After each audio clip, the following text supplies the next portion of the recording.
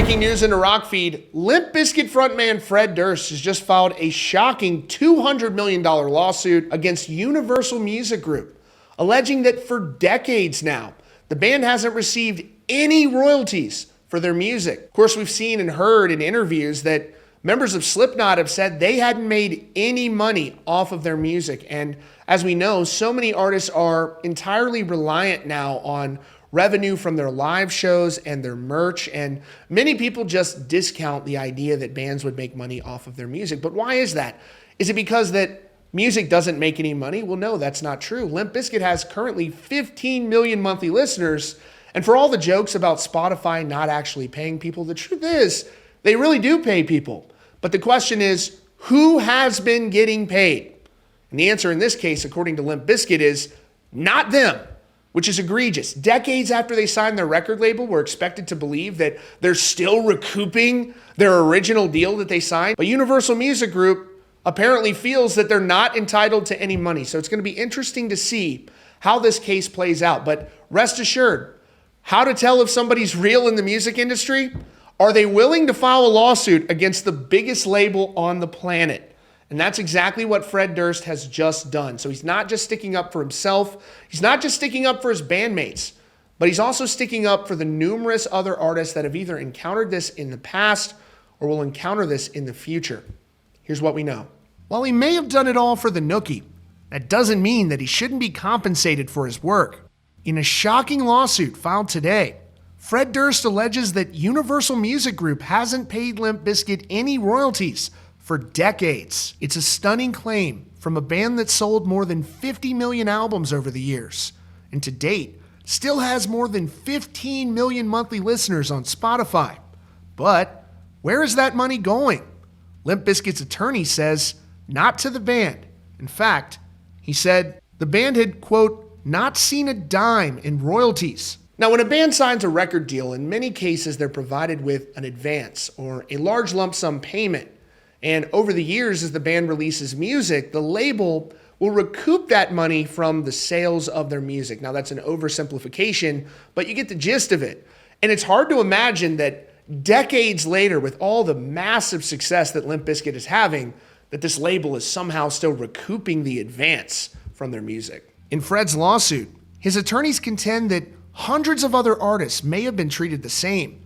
How can a major global corporation such as Universal Music Group have so many problems paying their artists what they rightfully earned? And in the digital age of streaming, where the numbers are automatically calculated, why are so many artists kept completely in the dark about how much money their music actually makes? In Fred's lawsuit, they allege it's all by design. Durst and Limp Bizkit accuse Universal Music Group of devising a systemic and fraudulent policy deliberately designed to conceal royalties from their artists and keep those profits for itself.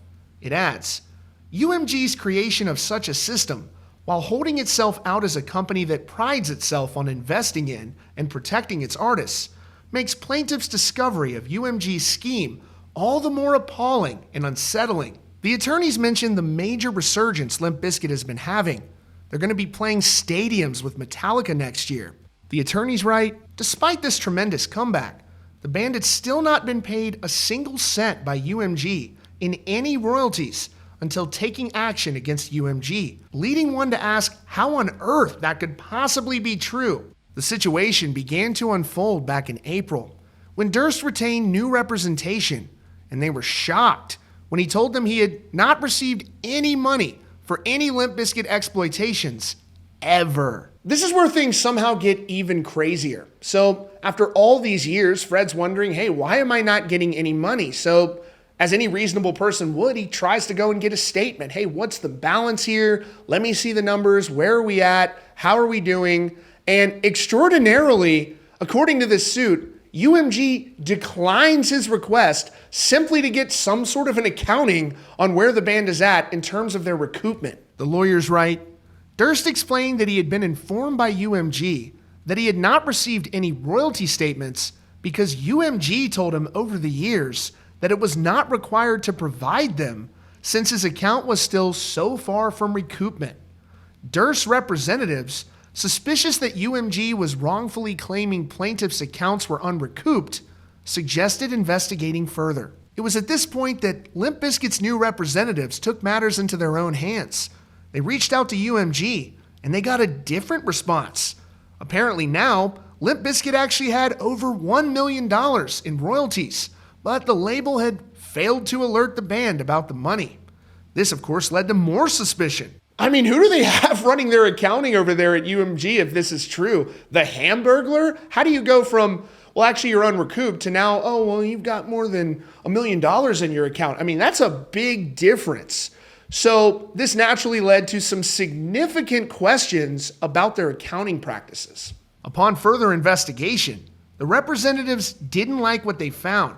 Apparently, there were significant gaps in royalty statements throughout Limp Bizkit's history, including during the height of their fame in the late 90s and early 2000s. The lawyers wrote, UMG's failure to issue royalty statements, in particular from 1997 to 2004, the height of the band's fame, and during periods in which they made record-breaking sales with respect to its most popular albums, suggests that UMG was intentionally concealing the true amount of sales, and therefore royalties, due and owing to Limp Bizkit, in order to unfairly keep those profits for itself. The suit also deemed the assertion that Limp Bizkit was somehow still unrecouped on their record deal after selling tens of millions of albums was highly suspect. They wrote, given that Limp Bizkit's first 3 albums had already sold several million copies by the early 2000s, the recording funds and costs should have been quickly recouped, and UMG should have started paying royalties on those albums right away,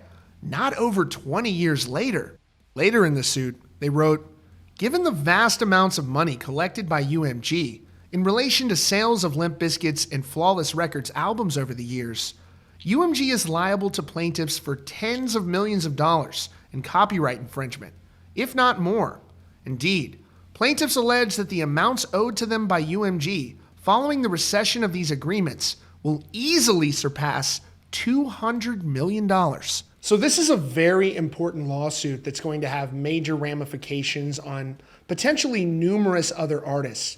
This idea that an artist could potentially go to their label and ask for a financial statement and be told that they're under no obligation to receive that, if that is indeed true, is insane to me, especially in the digital age when the numbers are very clear. And so here with Fred Durst, he's not just sticking up for Limp Bizkit and himself, but this is also for numerous other artists out there who could be impacted by these type of wacky situations where they're like, oh, we don't know how much we owe you. It's like, you're a massive corporation who seemingly is making billions and billions of dollars, tens of billions of dollars, and you have no idea how much this band that made a lot of money for you is actually owed. And so the lawyers bring up some really good points here where they say, hey, this should have been recouped a long time ago. How are you claiming that Limp Bizkit is somehow unrecouped? And for all of us out there who have spent money on Limp Bizkit music and to know that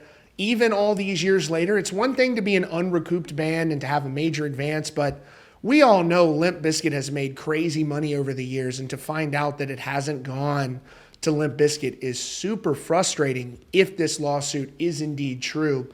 So we're going to have to look and see how this all shakes out. It could take many years, and of course it could also end up in a settlement. Maybe UMG comes out of all this and goes, hey, you're right, we messed up, we're going to pay you and we're going to make this right. And that would be wonderful as well if that ends up in that way as well. What it comes down to is Limp Bizkit had this amazing creative vision. They made this great music that people still love to this day, and they should be compensated for that. And Fred is willing to stand up to arguably the biggest company in the music industry. And so that is what he's doing, fighting for Limp Bizkit, but also fighting for many other artists out there. Truly a man of the people. That is your latest update here from Rockfeed. Be sure to subscribe with notifications on for the latest news and updates.